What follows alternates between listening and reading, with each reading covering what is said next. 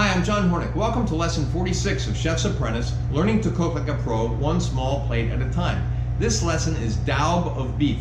This French classic, known in America as pot roast, combines a classic dish with a much maligned cooking tool, the slow cooker, which is really just an electric braiser.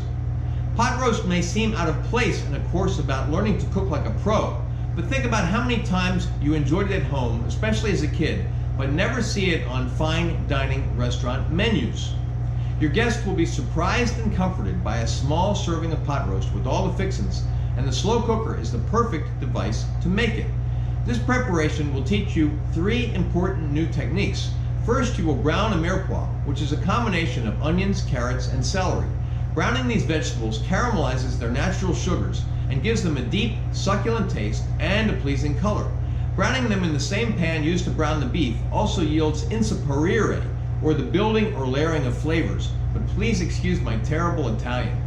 You will also reinforce your skills with a slow cooker, which you used in a prior lesson. The third new technique is one that comes with experience.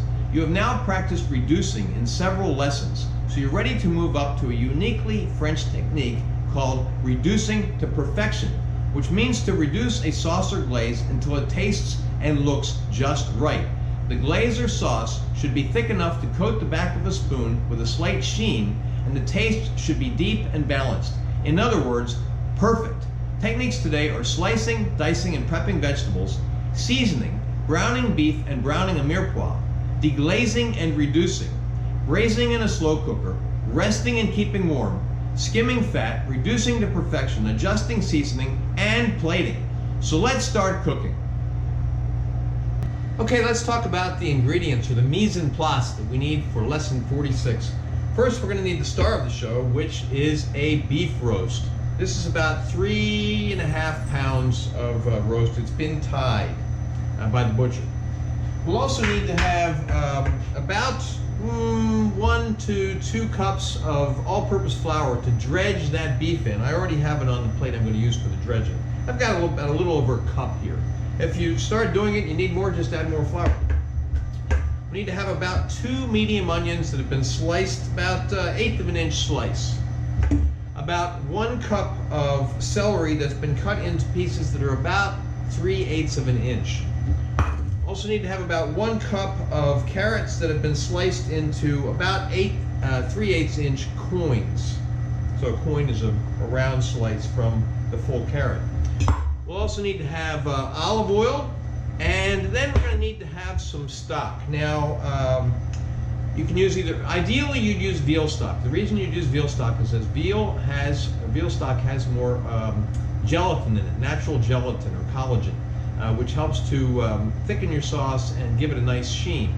If you don't have veal stock handy, or you can't find it, you can use beef stock, which you've made, ideally that you made. Remember, this is learn to cook like a pro. Now, there's a bonus lesson on how to make duck stock. Same exact process for making beef stock, except you use beef bones instead of duck bones. Also, you can go to my website, which is www.chefsapprentice.com, and there's a stock chart that shows you how to make really any kind of stock. But the ingredients are basically the same whether you make from chicken stock, duck stock, beef stock, veal stock, whatever. We'll need about two cups of that stock. We'll also need to have about 1 cup of red wine. The alcohol is going to cook off in the process. About 2 tablespoons of sliced garlic, thinly sliced. We'll also need to have some double concentrate tomato paste. This comes in a tube. Much easier to use than the stuff that comes in the little cans, because it's like a toothpaste tube. You squeeze out what you need, it's highly concentrated, and then you just put it back in the fridge. You don't have an open can that you don't know what to do with. So we're going to need about 2 tablespoons of double concentrate tomato paste. We'll also need to have a couple of herbs. We need a bay leaf. This is a fairly large one. If you have little ones, use a couple of small ones. We need to have some thyme, about 2 or 3 sprigs of fresh thyme, and a nice big 1 or 2 large sprigs of rosemary. I've tied them together if there's more than 1 sprig. Why do we do that? So it's easier to fish them out at the end. We don't want them to be in the finished dish. We wouldn't be able to find them, and this helps keep them together, and then you can find the stems later on. All the little leaves, or a lot of the little leaves may come off in the cooking process. We also need to have some mushrooms. Now you could use crimini mushrooms, white mushrooms, or baby bella mushrooms, which are all about this size or smaller. And actually this is a rather large one in the package that I had. And I've sliced them all into about 1/8" slice. Now when these were kind of dirty when I got them. When you get dirty mushrooms, don't wash them. You want to brush them off. That's especially important if you're going to be browning the mushrooms, because they'll brown a lot better if you put them in the pan dry. You may not be able to get them to brown at all if you wet them by washing them. Now also, what I do is I snap out these center stems just like this, and then I keep these for making mushroom stock. You don't have to snap them out. You can just use those in the preparation, but I snap them out and use them for stock. Now this mushroom is rather large, so I'm going to cut it twice and slice it into about 1/8" slices. But a lot of the mushrooms, most of them in this package were smaller, so I just sliced them into 1/8" slices without slicing them across first. Now we're also going to need to have about, and that's about a little over 1 cup of these sliced mushrooms. We'll also need to have about 1 cup of potatoes. Now what you can do is just take any potato, Yukon Gold or white potatoes or yellow potatoes, cut them up into pieces that are about 1/2" dice. But what I did today is I used these small potatoes that came in a bag. They were all about this size, and they came in purple, Peruvian purple, and in yellow, and in red. And so you get some variety in the color. And this one I didn't slice it, because I just wanted to show you how purple and blue it is on the inside. Now, what I did with these is I cut them in 1/8. So I cut in half first, and then I cut them into each half into quarters. And again, you'll need about 1 cup. This is probably a little over 1 cup of mushrooms. And oh, and by the way, I didn't take the skins off. You can if you want to, you don't have to. We'll also need to have 1 tablespoon of cornstarch that's mixed with 2 tablespoons of cold water. I've already done that in this glass, and it kind of solidified while I was waiting, so I just stirred it up again. And I'm not going to be using this until like many hours from now, actually, so we'll have to stir it up again later on.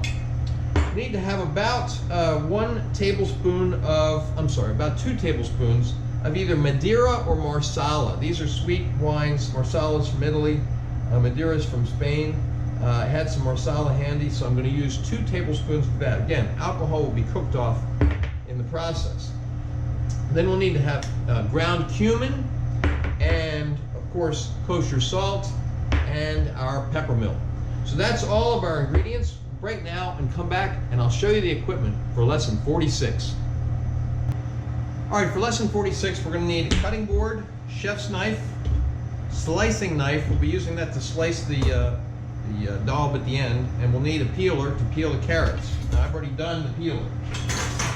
We'll also need to have some kitchen twine, and we use that to tie up the thyme and the rosemary. We'll need that dredging plate so that we can dredge the beef in the flour. We'll need to have a skillet. Now I'm using a large skillet because I've got a fairly large piece of beef, and then I'm going to be doing all this mirepoix, so and the vegetables. So we're going to do it in this large skillet. We'll also need to have some olive oil, and we'll need to have a slow cooker. Now this is a rival brand slow cooker. They call it a crock pot. That's their brand name. And this is a large enough one to hold the 3.5 pound beef roast. We need to have some spoons, a wooden spoon, so we can stir up the vegetables when we're browning them, and also when we remove them from the braising liquid later on. We're going to need to have a spoon with holes in it, or slotted spoon, so we can take the mirepoix out and leave the juices in. We'll also need a soup spoon at the end. We'll also need to have some foil. Now you may remember that I have the portfolio. I reuse foil. It's one of my ways of reducing my carbon footprint. This is foil I've used in the past and wash off. So I am going to pick out a piece of foil later on when we are ready to use it. And then we'll need to have a saucepan and a strainer.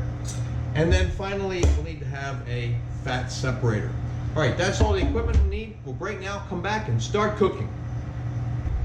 Okay, the first step on our prep list is to season the beef with salt, pepper, and cumin, and then to dredge the beef in flour.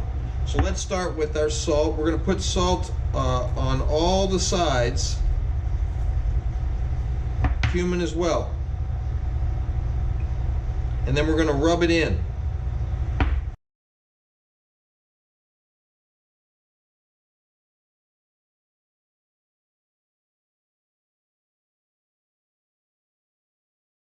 Okay, next step is to brown the beef in about 2 tablespoons of olive oil. I'm just going to eyeball that.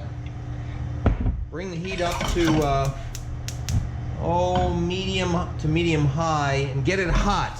After it is just starting to smoke, we're going to put the beef in and brown it. Okay, our oil is spreading out. It's just starting to get some little whiffs of smoke. So we're going to put the beef into the pan and we're going to brown it on all sides.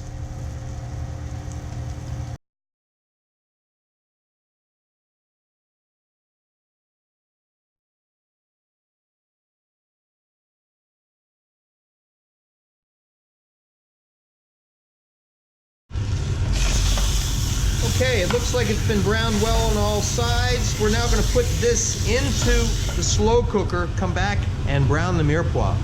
We're going to add about 2 more tablespoons of oil.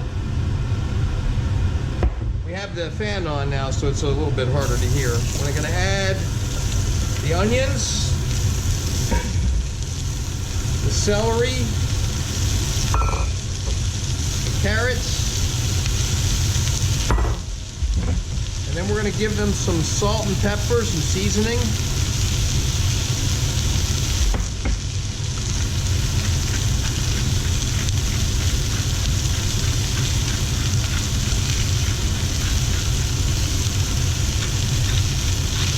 And we're going to spread them out. Now we're going to let those cook, and we're going to stir them occasionally. Until they are sweated. Remember, that gets all of the moisture out. They become translucent, and after sweating they'll start to brown. We're going to keep cooking them on a medium to high heat until they're brown. Now, if you're not paying much attention to it, put it down to medium, okay? But if you're going to be watching them pretty closely, you can do it on a higher heat. It'll go faster, okay? I have them on medium high. I'm going to keep an eye on them.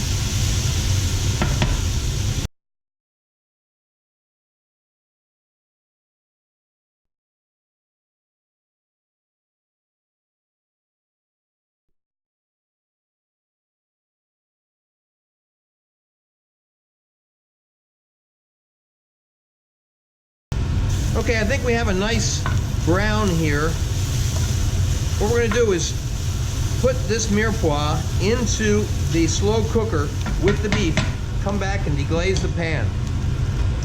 Okay, we have browned and seasoned the mirepoix, and we put it into the slow cooker.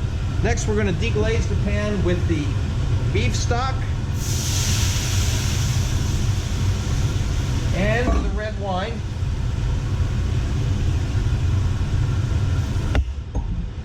Stir it up, and then we're going to reduce this, let it cook, bring it to a boil, let it reduce by about half. So I'm going to leave it on the temperature where it was, because I want it to get hot fast, and then I want it to start reducing to about half of this volume. Okay, so what we're doing now is we are not only reducing these liquids and intensifying their flavors, but we're also burning off the alcohol. Now we almost have this reduced by about half. All right, so our stock and wine is reduced by about half. So we're going to add the tomato paste, the rosemary, the thyme, and the bay leaf. Mix them up well.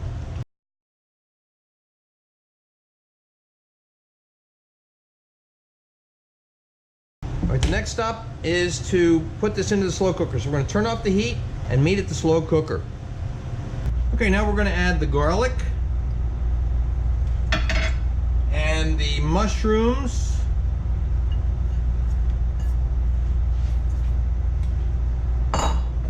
and the potatoes. We're just going to mix those around a little bit.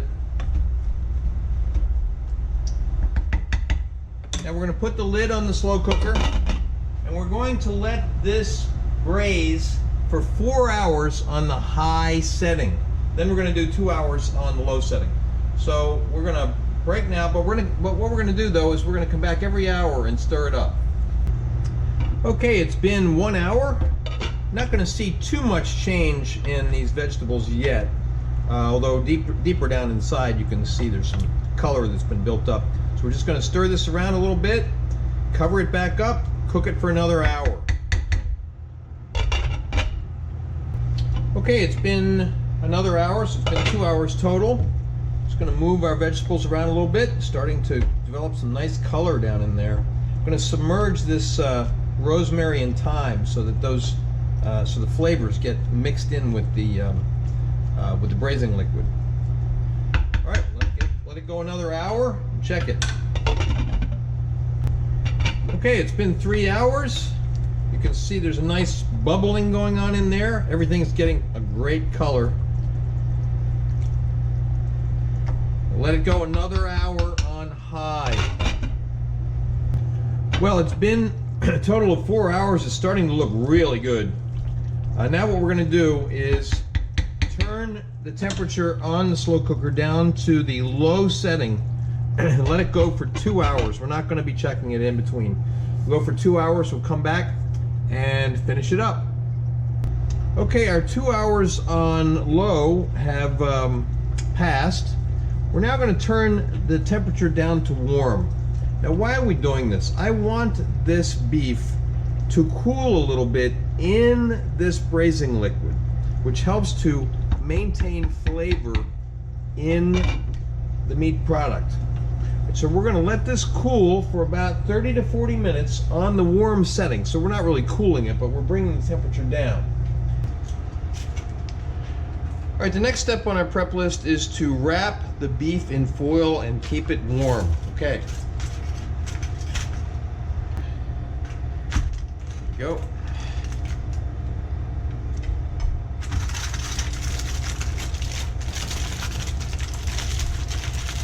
All right, now we're going to keep that in a warm place. In this case, I'm putting it into a warming oven at about 150 degrees.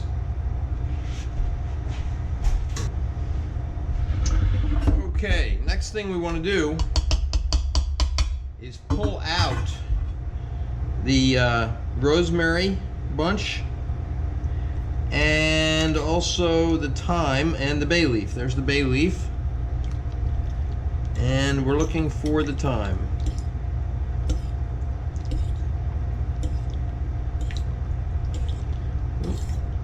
I don't see it. It must be stuck to the beef. I'll check that out separately. Now I want to remove the vegetables and leave most of the liquid in there. Ah, there's the thyme right there. There's the thyme. Okay. I'm going to remove the vegetables, leaving the liquid in the slow cooker.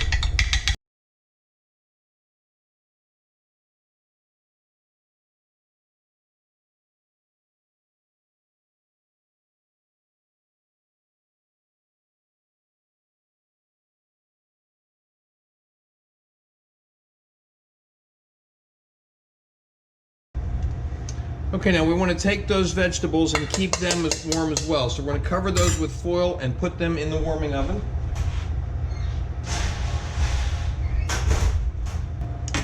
Okay, next thing we want to do is strain that liquid into, well, we want to strain it first. We want to get out any vegetables that we missed. Well, there's hardly anything in there. That shows we did a really good job. I see a couple mushrooms sliding out of there. We did a really good job in getting those vegetables out, okay? So just a couple of vegetables in there.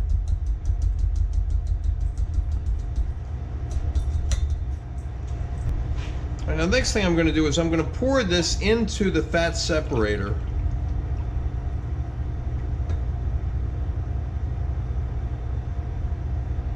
And I can see that there's very little fat floating on the top of this. So we're going to pour that back in to the pan from the fat separator. And there's a little bit of a fat layer on top. I'm going to try to leave that in the fat separator.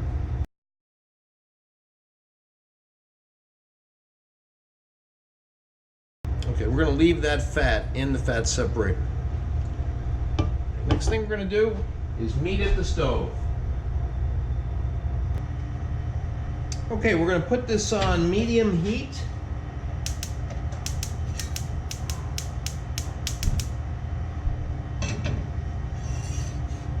We're going to add the cornstarch. Now I had to stir that back up. Remember, when I was talking about this earlier, I said it might solidify again, and it had. So I just stirred it back up. I'm adding cornstarch mixture, and then I'm adding the marsala. We'll stir that up.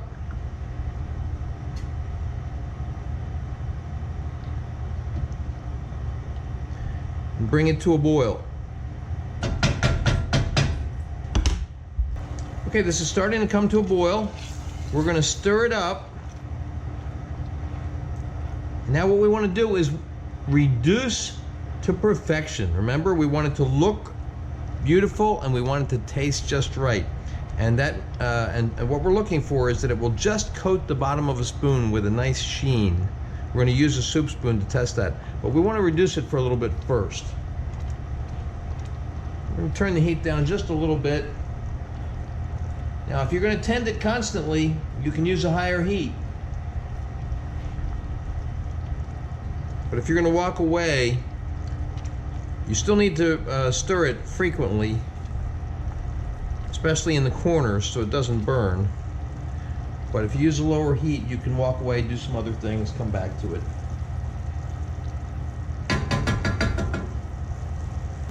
Let's reduce that heat down to low. Looks like we've reduced it by maybe about a third. First we want to check it, see if it's coating the bottom of the spoon. Yeah, we have a nice sheen on the bottom of the spoon. Now we're going to taste it. I think it needs salt.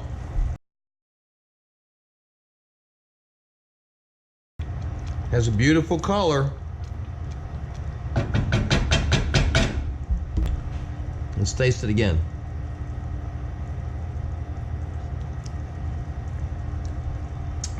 Perfect.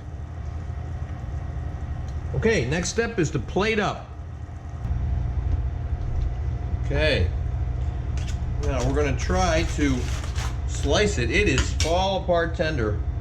I'm going to remove the strings that it's tied with.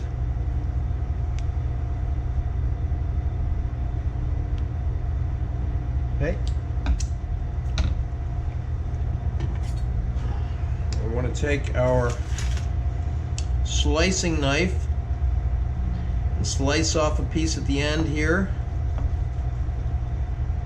And look at that, it is just fall apart tender.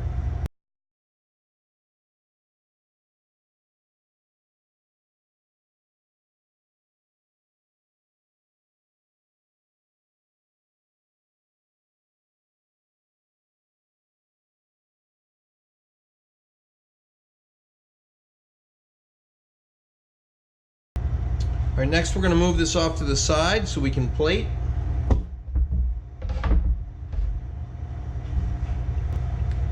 right, now I'm going to plate this in a bowl because I think it will look very nice. We're going to take a piece of the pot roast, put that into the bowl in the center, and we're going to put some vegetables around it.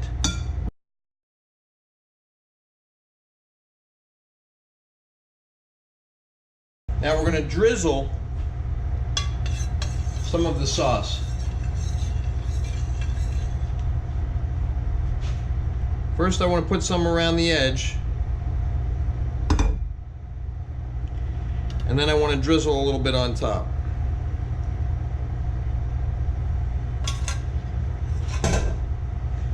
Okay, so there we have it. This is lesson 46, Daube of beef. You can see photos of the final dish at my Instagram, which is @Chef's Apprentice, Cook Like a Pro. Please remember to subscribe to my channel, and thanks for watching.